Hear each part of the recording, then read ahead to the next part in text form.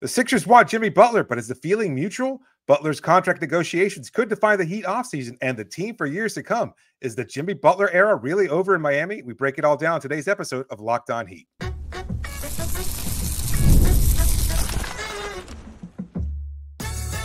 You are Locked On Heat, your daily Miami Heat podcast, part of the Locked On Podcast Network, your team every day. You are Locked On Heat, your everyday podcast on the Miami Heat. Whether you're tuning in on YouTube, Odyssey, or your favorite podcast app, thanks for making Locked On Heat your first listen every day, Monday to Friday. I'm Wes Goldberg, editor at allyoucanheat.com, here with David Ramil, both of us credentialed Heat media members. Today's episode is brought to you by Game Time. Download the Game Time app, create an account, use the code LOCKEDONNBA for $20 off your first purchase. Terms do apply. If you're watching us on YouTube, help us as we are on our road to 14,000 subscribers. Trying to get there. Hit that subscribe button if you're watching us. Hit that like button. Ring the bell to get notified when new episodes go up. 5-star ratings and reviews always appreciated on your podcast app. Before we kind of get into all of the fallout and what a Jimmy Butler trade could look like, let's talk about the latest reporting around Jimmy Butler. According to Keith Pompey of the Philadelphia Inquirer and Locked On Sixers, the 76ers are monitoring Jimmy Butler's situation with the Heat and are prepared to offer him a max extension this summer if they're not able to land Paul George as a free agent. Meanwhile, the Miami Herald's Anthony Chang reported that Butler wants a max extension this offseason, no ifs, ands, or buts, whether it's from the Heat or another team, although he prefers the Heat, and that there are two other mystery teams that are also prepared to make Jimmy the max extension offer if the Heat are not. So, David, this latest round of reporting, is it something or is it nothing?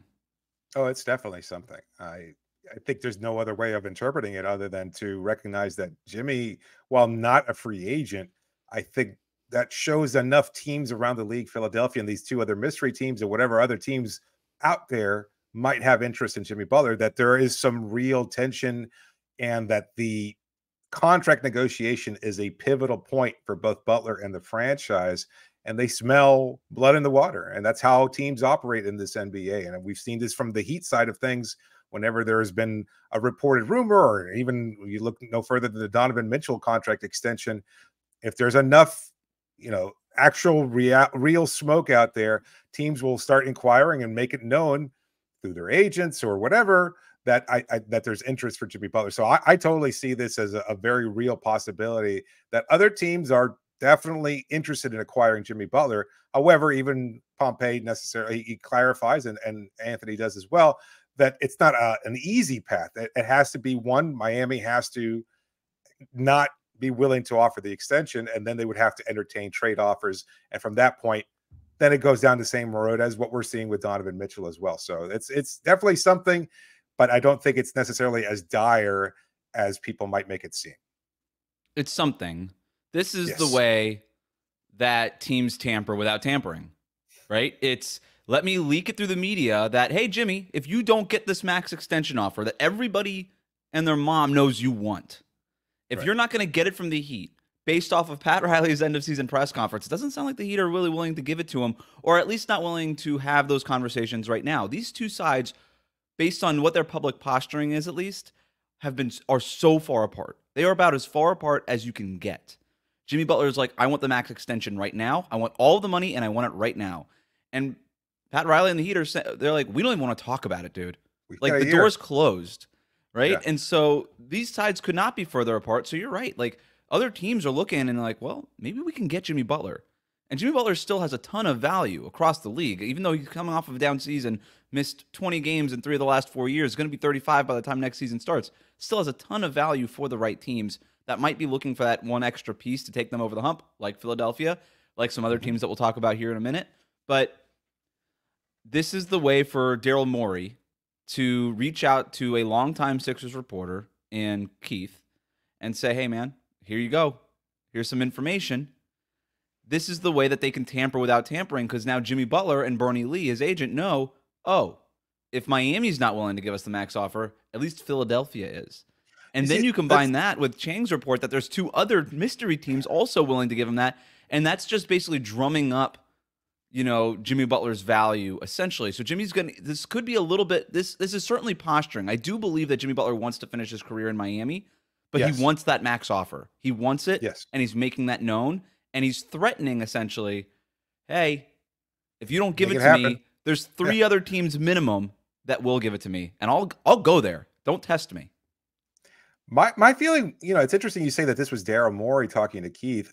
I thought this was Bernie Lee kind of making it known that, maybe there's been conversations between he and Morey to some extent, but my thought was that this was Bernie Lee kind of putting Which out. one? The Keith Pompey report or the Chang report? Because I think the Chang thing was probably Bernie Lee. I think it could be both. It could be both, but we know that he's saying to Keith, look, they obviously have a relationship from Jimmy's time in Philadelphia. It was only 1 year, but it wasn't that long ago, and I think there was a relationship formed there.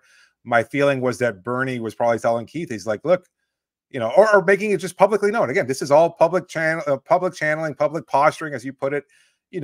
Pat Riley made his comments. Jimmy didn't say anything about the contract negotiation.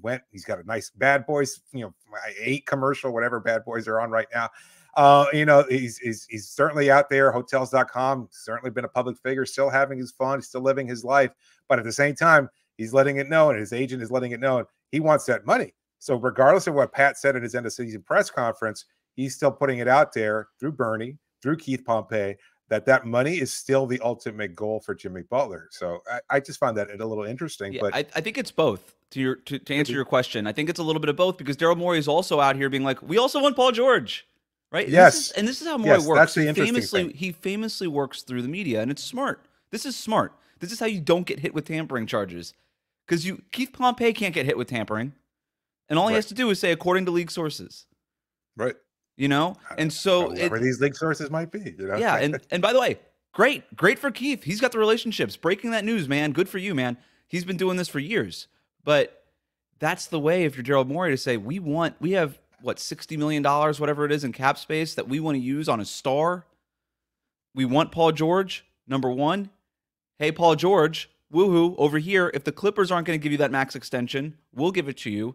And if you do end up using us for leverage, which essentially this might be boiling down to Paul George and Jimmy Butler just using Philadelphia for leverage, and Daryl Morey knows that. But Daryl Morey also wants to make it known that, hey, I'm serious about this. Right? And I know that even if you're using me as leverage, it doesn't mean you're going to get what you want from the team that you're trying to leverage against. But I'll give it to you, because I've got $65 million of cap space. I got money burning a hole in my pocket. Crap, I could pay both of you if I want. Probably not. That's too much money. Do you buy into the possibility that they prefer George over Jimmy Butler? Because I found that interesting as well. Okay. Just because he's a free agent, you don't have to trade anything. Yes. Right. It's just like, hey, we'll just absorb you. We get all of our draft picks. We don't have to move anything. With Jimmy, it would be, hey, you're not getting that max extension. A little messier. Yeah. It would be, a little bit messier, but also Jimmy Butler does go to Miami and say, well, if you're not giving me the max extension, then trade me, or I'm going to cause a stink. And by the way, if you don't believe me, ask Minnesota about it. Yeah. Ask Chicago about it. Yeah. So, and then he would basically be forced to trade Jimmy Butler, and that would just be draft picks, essentially, because Philadelphia can absorb Jimmy Butler into salary. They don't even have to send any players back, not a single player. They can just send draft picks back. And that might be something that's interesting for Miami if they were to be forced to trade Jimmy Butler to get draft compensation and free up the cap books a little bit, kind of take $50 million off their cap. That would probably be the way to do it. So I don't know. I definitely think this is something. I think this is a leverage play, just like all the Paul George stuff is, just like almost some of this Donovan Mitchell stuff is. But the Paul George and Jimmy Butler situations, to me, are very similar. Yes. But I do think that the Clippers are probably more pot committed in a weird way to bring back Paul George, since they've already re-signed Kawhi, and they're going into the new stadium and all these things. Where the Heat, I don't know. I kind of buy it when I hear Pat Riley say, like, I don't really want to have these conversations right now. But, are they going to be forced to come to the table to match a max offer for Jimmy Butler? That's what we're going to talk about next here on Locked On Heat.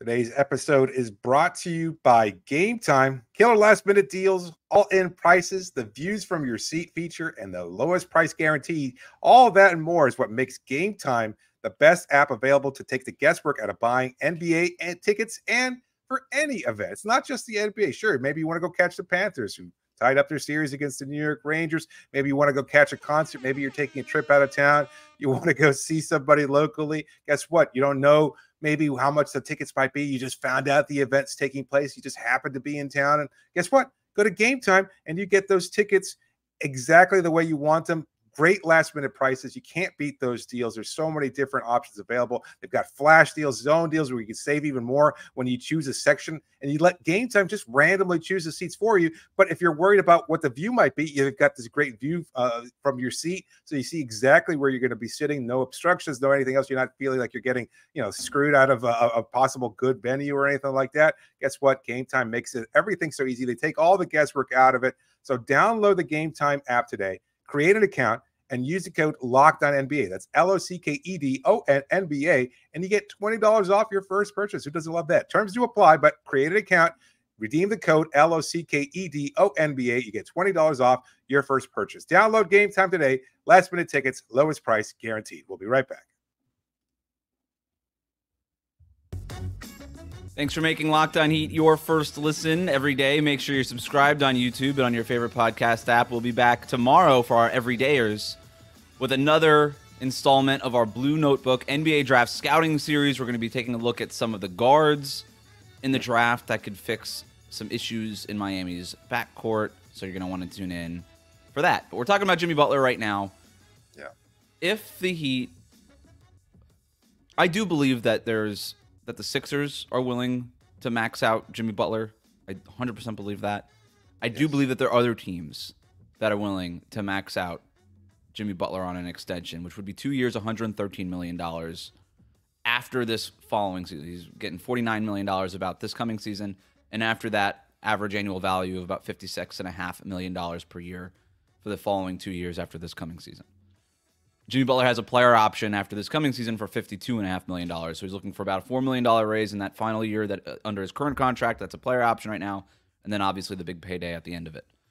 So what other teams do you think it is? Because according to Anthony Chang, there's two other teams at least that are willing to give him that extension. I don't know. I didn't really have a sense of what other teams might be willing to. But I think it would have to be a team that's probably close and is looking for specific leadership, just help on the wing, proven playoff experience, etc. Like we debated this on Locked On NBA the other day. Like even as we were talking about the Indiana Pacers and the fantastic season they've had, I think the playoff series and those close losses to the Boston Celtics show that they certainly need a closer, somebody who's willing to step up in those moments and put some points on the board, carry the team. That they can only go so far with their ignitable offense. As good as it's been, they still need somebody in those waning moments of the game. And who better than Jimmy Butler, a guy who can play defense at a high level, who can get you those points in waning moments, who's not scared of the moment. There are teams like that are young, fun teams that are this close to being considered contenders. They could all use a guy like Jimmy Butler. Yeah, I hate the Pacers fit, but yeah, he wouldn't be pushing the ball the way Tyrese Halliburton does. He'd be standing in the backcourt half the game waiting for them to come back. But it would be I think there are, to your point, a lot of teams that might be a piece away. Like the Heat are, right? I mean, the Heat are a piece away, even with Jimmy. Right, correct. Yeah, they need a piece plus Jimmy. Is there another team that kind of has that piece and then can add Jimmy as their final piece, And I look at a team like the Sacramento Kings, who certainly are desperate. Like you mentioned, a piece away. I think desperation is also an important thing here because he's going to be 35. He's going to be overpaid in the final year of that max extension. He's going to be 37 years old. There's not unless he's LeBron James incarnate, he's going to be overpaid that season. So you've got to be a little bit desperate right now to maximize some sort of window. So I think the Sacramento Kings, based on all the reporting out there and some of the discontent about them not going further in the playoffs, they seem desperate enough. And Jimmy Butler would be a good fit there. The Golden State Warriors, trying to maximize the Steph Curry window. That, to me, makes a lot of sense. I think a team like the Houston Rockets, who are not a piece away from championship contention, but a piece away from getting into the playoffs, and they have basically a playoff edict by ownership. Hey, you got to make the playoffs next year. I could see them going all in for Jimmy Butler, a Houston native. Maybe a team like San Antonio that's just got cash to burn could make a play for Jimmy Butler plus another thing, and now you've got that other thing, Jimmy Butler and Victor Wembanyama. That's a big three, right? And that you can make the playoffs with next year. So I don't think that there's going to be any shortage of teams. I think Brooklyn would be interested in Jimmy Butler potentially. I think the Knicks might be interested in Jimmy Butler potentially, like with Tom Thibodeau. I really, Anthony Chang mentions at least 2. I think there's going to be more when push comes to shove that could be interested in Jimmy Butler, especially depending on what happens with LeBron James, who we all think is going to go back to the Lakers, and Paul George, who I think if I had to bet like $5, I think he probably ends up going back to the Clippers. Yeah. But the Jimmy Butler situation is a little bit messier, and I think he's probably even more available than those guys, despite those guys being free agents. I would say it's more likely at this point that Jimmy gets traded by Miami and becomes available to other teams than Paul George does. Like, I think his chances of re-signing in Los Angeles are pretty good. Like, that's a team he chose. He went from Indiana to Oklahoma City. He re-signed there. He's like, you know what? I don't want to do this. I want to go back to LA. Whatever issues they've had with injury and everything else like that, like, I think he's comfortable there. And that might be the whole case. Like, he's probably not your number one guy on a contending title team, but that's why they have Kawhi. But the problem is, well, Kawhi is only a sometime player, and they're just haven't been good enough to secure a championship. But which is why they almost need to re-sign Paul George, right? Like it doesn't work without Paul George. Kawhi and Paul George only works with it when it's Kawhi and Paul George, and they still have to re-sign Harden, I think. So would the Clippers have room to acquire Jimmy if George leaves in free agency? Okay, I didn't think so. Yeah. So in terms of teams with cap space, it's basically only Philadelphia, right? That would be any interesting to Jimmy Butler, like Utah, Oklahoma City. Like Jimmy's not going to those places. So, and they don't even have enough money. Even like Oklahoma City with $35 million in cap room, they don't have enough. That's not enough for Jimmy. No, it's not. Unless they trade some stuff away, which I suppose they could do, but they're not trading for Jimmy Butler, so it doesn't matter. What should the Heat do then? Because you've got all these teams coming out of the woodwork saying, well, we'll pay Jimmy Butler. And the last time we've heard from the Heat publicly, they said, we ain't paying Jimmy Butler. We're already paying him what we're paying him, and we're happy with what we're paying him. And these other teams are all out here saying, well, we'll give him more money than you're giving him right now. So what should the Heat do? Because based on all of this, Pat Riley's stance of, I don't want to have this conversation this summer, I'd rather wait until next year, that's just not going to work. There's going to have to be some kind of negotiation here. Yeah, they're going to force their hand.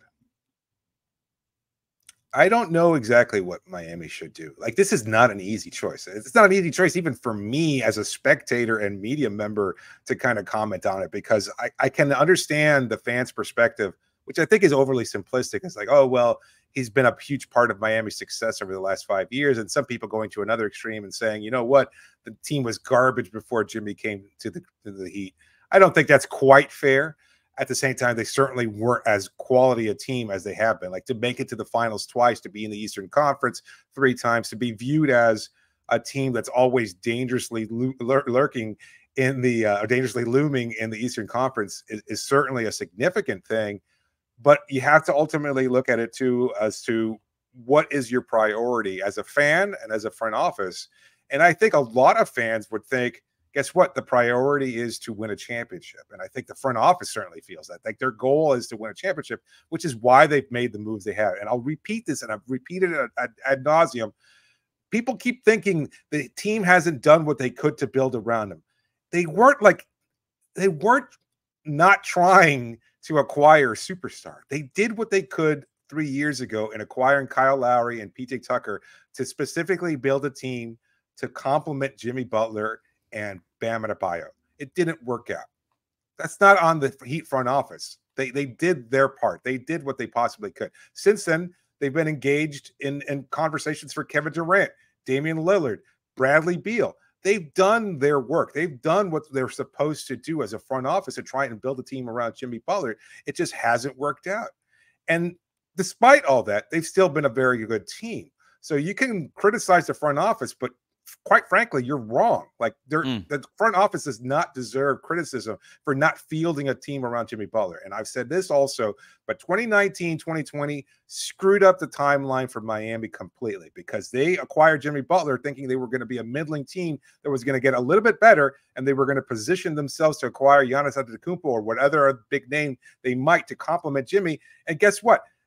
The whole world went ass over tea kettle with COVID and the pandemic. There was the bubble, and they wound up going to the NBA Finals. And the next season after that was this terrible season. And again, we're discounting this and we're overlooking this.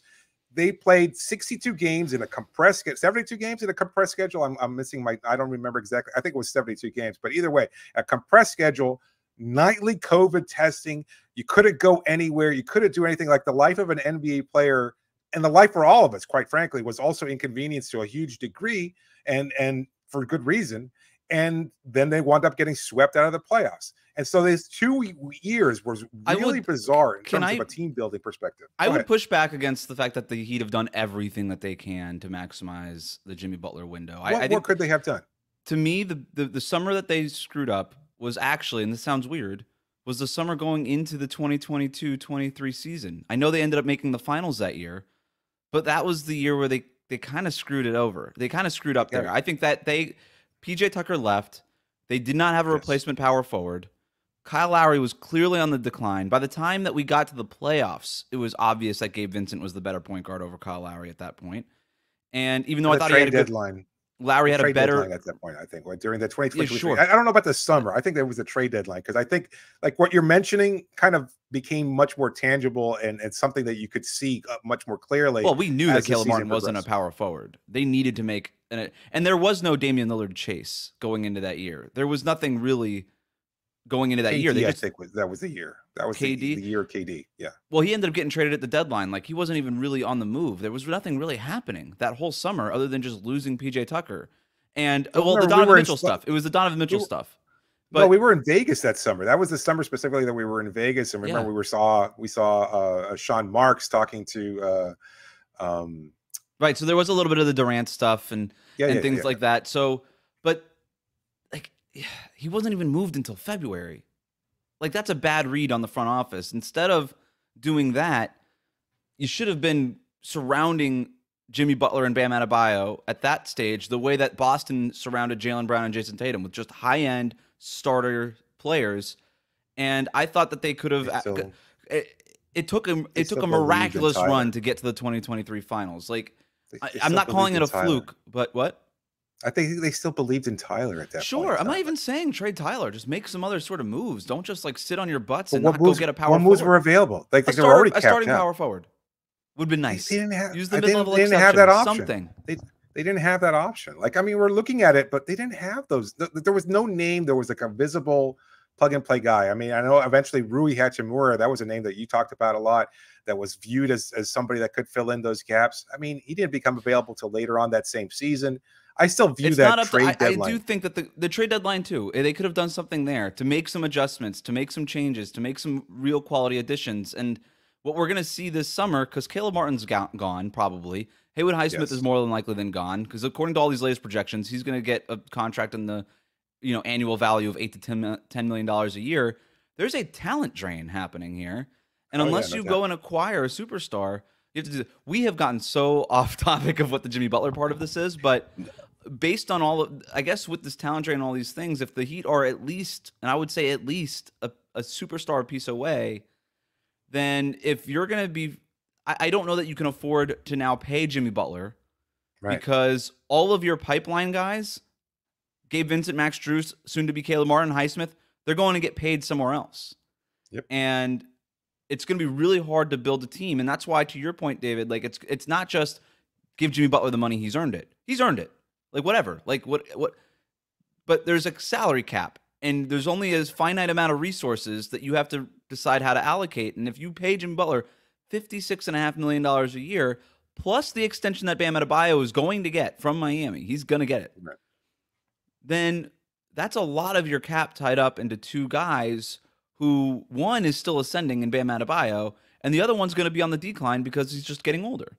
And that's a real tough thing that you got to figure out, because in today's NBA, with today's CBA, you really only get two superstars. The days of the big three are over, and Pat Riley has said as much. Yep.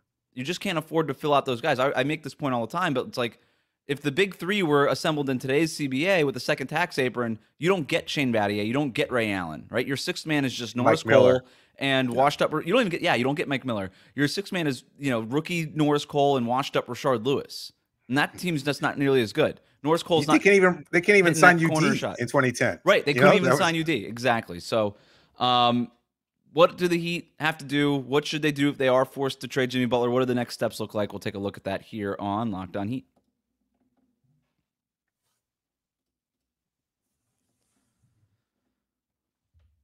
Today's episode of Locked On Heat is brought to you by Game Time. Thanks a lot to Game Time for sponsoring the show. Thanks for making Locked On Heat your first listen every day.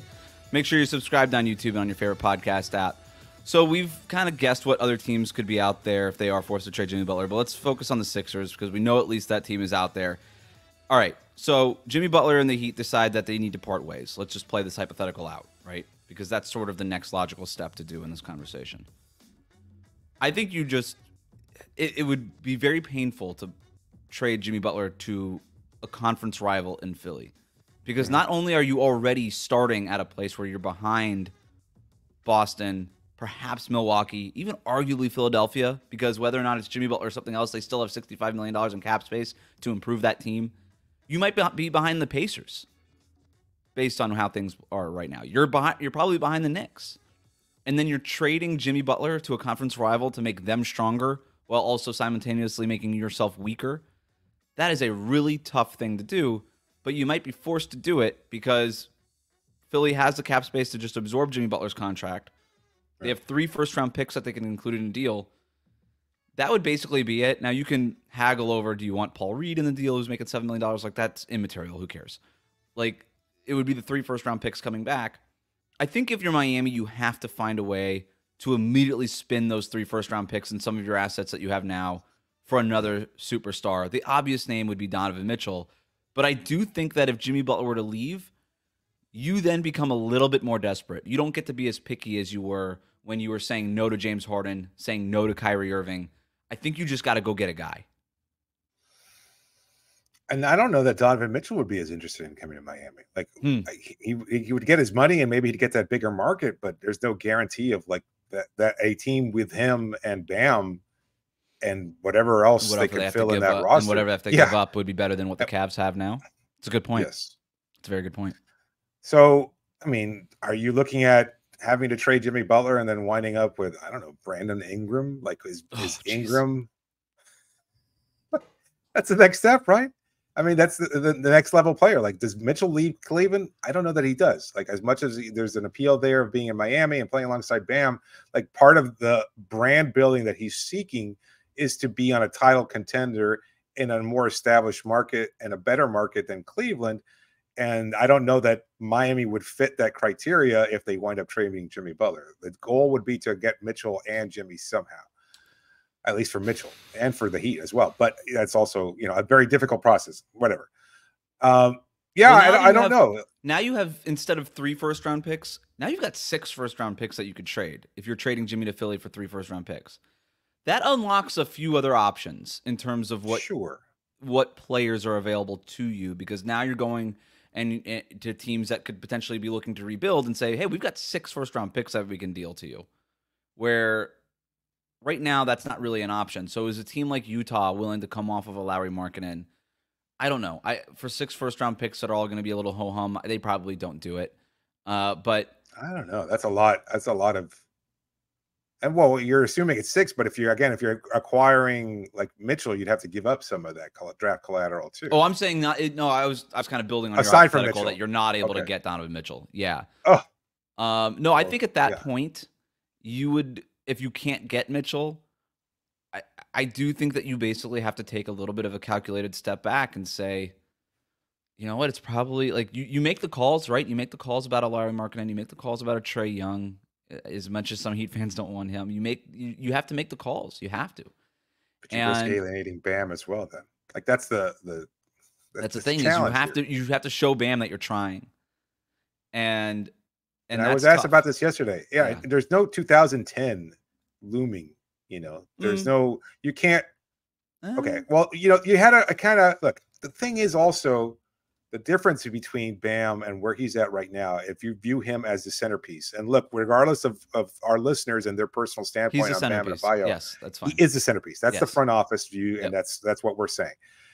He is not in the same place that Dwayne was in 2008, where Dwayne was a little more willing to kind of say, you know what, we might suck for the next 2 years or not be great for the next 2 years, but we'll potentially be better because he won a championship in 2006. Like he was already a rising star at a level that Bam is not quite at yet. And he already had the championship to kind of cement his legacy. Bam's got already. Bam has the 2 finals appearances. He's got the Team USA stuff. He is a star. He's your favorite star's favorite star at this point. Bam Adebayo, right? Like he is. But he still wants something else. Oh, of course. And he's going to have a whole summer over in Paris to recruit a bunch of these players to try to come play with him, right? And so I think that would be the next. It would be a step back if you're not able to turn Jimmy Butler into essentially Donovan Mitchell. The other part too is maybe you don't trade him to Philadelphia. What if the other team is a team like Houston, who I think does make a lot of sense for Jimmy Butler? I probably wouldn't do it if I were the Rockets. I think that's a little too much of a gamble, but they're a team that wants to make the playoffs and are desperate to make the playoffs. Jimmy Butler plus the ascension of Alperen Sengun and all that stuff, that gets you there. They have the number 3 pick in this draft. Now, it's a terrible draft, but it's something coming back. Are they willing to include like a Jabari Smith Jr. or a Thompson or a Tari Eason or Jalen Green or something like that, a young piece that, and then they have big salaries that make make a trade work. Dylan Brooks, Steven Adams. They have like the little like Jock Londale salaries that they could do all for the salary matching and all that kind of stuff. They can get there pretty easily and include some really interesting things that if you're the Heat, now you're rebuilding. And with probably a good player coming back, like Jabari Smith makes a lot of sense next to Bam. Even Jalen Green on paper could be a pick and roll partner with Bam Adebayo. You could sell fans on that, at least for the hope of it. It's 2008, 2010 all over again. Like, we've got Michael Beasley on our roster, the number 2 pick in the draft. We've still got Dwayne. Yeah. Hey, we got Jermaine O'Neal. He used to be an all-star, et cetera. I mean, we've got Sean Marion. It's 2008 through 2010 all over again. But my problem is that 2010 isn't on the horizon. Like that plan, the potential of that plan, because 2010, from all reports, was still very up in the air. Like the idea of like, we're building, we can kind of sort of punt over the next 2 years, knowing we're going to get a top 5 player at his prime. That doesn't exist. Unless Jason Tatum has already made it known to Bam Luka Adebayo Doncic could be a free agent in 2026, but like you don't really, to your point, you don't really see these guys even enter free agency anymore. They tend to get traded before they hit free agency. And Luka, at this point, it would look crazy for him to leave Dallas based on their success. They're going to the finals probably here. So unless Goran has already said to Pat, bring me in as an assistant coach. No, but here, and Luka is the 2008 plan that bad? Because that was the number 2 pick in Michael Beasley. If he pans out like most other number 2 picks pan out, that's a good team still. Who knows what happens? You've got Dwayne Wade in his prime, a good Michael Beasley ascending. You're able to fill it out with other things. What was the ceiling for that team, though? Like Beasley was a fine player for 2 years. Like, I don't think there's any debate about that. If he's the number 2 pick, they were a playoff team, though. They were a playoff team. They had Dwayne Wade on that team. Like they had Dwayne, they had Michael Beasley, arguably their second best player. Like, I mean, they went as far as they could go. If 2000, I believe that, but I'm just saying, like, there's other versions where the number 2 pick pans out a little bit better. Like just on paper, the plan of we have a great young player in his prime who has already had success in the NBA, and it obviously made more sense to get Chris Bosh and LeBron James. That's not what I'm saying. But like, the whole idea of we've got Michael Beasley for 2 years, the number 2 pick in the draft. Let's see how this goes. And if it doesn't work out, then we still have a chance at just trading him and going in LeBron and Chris Bosh. But hey, building around the number 2 pick in the draft and one of the top 3 players in the league is still not a bad backup plan to not getting LeBron and Bosh. You know what I mean? So if you're the Heat now, sure, he's not that. I agree with you there. But he's still a really good player. And if you could pair him with another good young player, it's not ideal, but it's not nothing. Like, you got to do something if you're the Heat's front office. And if you can't keep Jimmy and you can't go get Donovan Mitchell, like, what else do you do? What do you think? You trade everybody? Is that the point you're trying to make here? No, I'm not willing to trade Bam. I'm not willing to go that far because I don't think that ever helps the franchise and certainly doesn't help anybody who's left on the roster. Like tanking does not work. It's not good for the karma of a franchise. And I think we've seen enough evidence of that in Philadelphia and elsewhere that it could lead to some success, but it's not necessarily going to guarantee what you still want with the ultimate goal of a championship. And this team's not going to tank, and we know that already. So it's not even an option. So you kind of have to ask Bam and tell him, look, we're going to do everything in our possible. We had to trade Jimmy. We couldn't pay him. And I think you know why. And I think Bam might be okay with that. Like, I don't think that would create fiction necessarily. Like, he would probably be upset, because I think there is a strong connection between him and Jimmy. And I think at the same time, he recognizes they have a player like Jimmy Butler who can carry you to great heights. But if the front office ultimately decides we couldn't pay him, and Donovan Mitchell didn't want to come here, as much lobbying as you did, as many people as you talked to in Paris, etc., we just couldn't get another superstar right away. Well, we're going to do what we can next season. We're going to still try to build the roster, but then what? Short-term flexibility. Yes, and become a player in free agency in 2026, maybe even next summer. All of that is true, and you kind of said this already, but you're on the clock. Then you're on the clock, right? And that's why even if you were to trade Jimmy for those young players and get the number 3 pick in the draft and all that stuff, you can at least, maybe you're not trading all that stuff now for that superstar, but maybe that does become what becomes the package for the next superstar who becomes available at the deadline or next summer, because you're going to need stuff. Because Miami's biggest problem during the Jimmy Butler era is they don't have the stuff to go get Kevin Durant. They haven't had the stuff to go get Damian Lillard. So if you trade Jimmy Butler, you better make sure you get the stuff you need for that superstar trade back for Jimmy Butler. And that's essentially what it, if you're the Heat and you're forced to trade Jimmy, that's the strategy right there, right? Best case scenario, three-team trade. Jimmy Butler goes to Philadelphia, draft picks come to Miami, those draft picks immediately go to Cleveland for Donovan Mitchell, right? 3-way trade. Same thing. Jimmy goes to Houston, you get all the stuff back, you take all that stuff back, it goes rerouted to Cleveland, you get Donovan Mitchell. That's the best case scenario in a Jimmy Butler trade, right? Best case scenario is obviously you get all of it and you don't have to do much of anything. But I guess the other version of that is, okay, we trade Jimmy Butler, Donovan Mitchell signs the extension, he stays in Cleveland. Let's just get the stuff back for Jimmy. We make some phone calls, see if the other superstars out there. Oh man, it's not. But now we have maybe the number 3 pick in this draft. We've got a young piece coming over from Houston, some chunky salaries that we can move in other deals. We start to tinker the roster a little bit. I think you would still have to do that, right? Because now it's not a Jimmy Butler-led team. It's a different-looking team. You have to make some changes and kind of position yourself. And then you just sort of go from there and get ready to make a move in February or next summer. Yeah, no, I think that's the idea. Look, I don't know that the Heat would necessarily. It pains me to say this, and I know a lot of fans and listeners will probably take this the wrong way.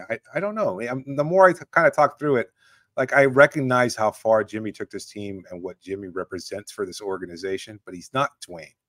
They made that decision in 2016 because that's the cold reality of what a player is at that point in their career. And for everything that Dwayne did for this franchise, far eclipses what Jimmy has done over the last 5 seasons. So if you're not aware of that and you think that they can't afford to risk Jimmy, you're mistaken again. And I get, this is just the reality of how the front office has to operate. You're not in as bad a place. I think you can afford to trade Jimmy. And if you can get Donovan, then, and you've got Jaime Jaquez, who can kind of fill in, as we've said, as Jimmy Butler light, and hope that he can continue to grow and that maybe someday he can get to 75% of what Jimmy can be. That's still a damn good player. And then you can still, you can kind of position yourself as, now we've got a new 2-star system here, and we can just try to build around Mitchell and Bam and find players to complement those. What you're kind of hinting at here is something I think the front office is going to have to think about is, do we want Jimmy Butler at 37 years old making $56.5 million? And we lose Jaime Jaquez and Nikola Jovic because we're pairing him with Donovan Mitchell? Because I do think that part of this also is, if you know you can get Donovan Mitchell, then you just pay Jimmy Butler. Yes. Right? And that's, you just have all these plates spinning in the air, and that's the tough part about this, because all these contract negotiations with the extensions, they're all happening simultaneously. So it's very, very, it's a tightrope that this front office has to walk. But if you can get Donovan Mitchell, then you just pay Jimmy Butler and you say, well, screw 2027. We don't care. Let's just go win a championship over this next 2 years. Tomorrow's problem. Right, exactly. So, but if you're not able to get Donovan Mitchell, then it almost forces you. So it's almost like a 2-for-1 in a weird way, where it's like, well, if we can't get Donovan or another superstar, then maybe we're forced to trade Jimmy Butler, because then we can't justify giving him the max, because now we're still a second apron team that just made the play-in tournament 2 years in a row and have not made any meaningful changes to one of the most expensive rosters in the league. Whereas if you got Donovan Mitchell, that would be a substantial upgrade. So that's the hard part. And then I do think if you're the Heat, it's I think there's a conversation to be had of, would we rather trade Jimmy Butler and not have to pay him into his age 37 season, but get rid of all of our good young players in Nico and Jaime, and then also some draft picks?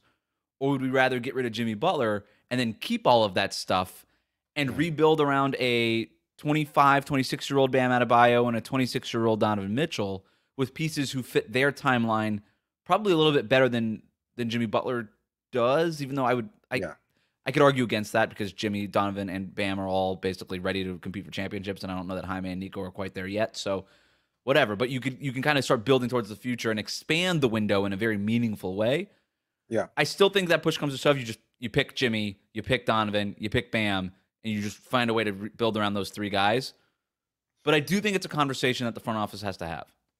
Yeah, we can almost do like a flow chart of potential options. Like plan one is sign Jimmy Butler, re-sign him to the extension, and plan two is plan one is trade for Donovan Mitchell. Yeah, okay, that's fair enough. Plan one is trade from Donovan. Plan two then is re-sign Jimmy Butler to the max extension. That's a variation. That's 1B is now we've got Donovan, also sign Jimmy, etc. And then plan two is, okay, we can't sign Jimmy. Plan 2B is acquire Donovan Mitchell without Jimmy. And then what do we do then? And then plan three is, well, we're screwed. We have to trade Jimmy and we couldn't get Donovan. What's next? And they're thinking about all these things. They have to consider all these different options. And I know it's never so black and white, and certainly not as neatly summed up as a YouTube comment or response, but that's just the reality, is that they have to think of all these different permutations of what happens next. And you know what? They could just get it wrong. And that's the reality. As much faith and trust as you have in this front office, they might not be able to get it right. That's the flip chart, right? For those watching on YouTube. Donovan Mitchell, you get him, yes. Give Jimmy Butler the max extension. If you don't get Jimmy Butler, or if you don't get Donovan Mitchell, then trade Jimmy Butler. Maybe it is just as simple as this flow chart. If it sounds complicated to our listeners, that's because it is. It is. And that's why Andy Ellersberg and Pat Riley and Adam Simon and Eric Spoelstra and all these guys have been employed for so long, is because they've generally been really good at figuring this stuff out. But this is really complicated. And when you didn't get Damian Lillard last summer, it made this summer even more complicated, because you had Dame, then you just max everybody out and you say, tomorrow's money is tomorrow's money, not our problem. Put it on the credit card and figure it out later. But they could have won a title this year, and it would have all justified everything. Right. And it would have been like, yeah, we're a title winner, so it doesn't really matter how much we pay or how many. It did not happen. This summer is going to be nuts. We're going to talk about it a lot here on the program. Still 5 days a week here on Locked On Heat for our everydayers. Tomorrow, we'll be back with a Blue Notebook series for a draft that the Miami Heat may or may not be picking in with the number 15th pick. We're going to be looking and scouting the guards who could be a good fit in Miami's backcourt. But for now, that's it. Thanks for making Locked On Heat your first listen every day. Hit that subscribe button on YouTube. Follow us on your podcast app.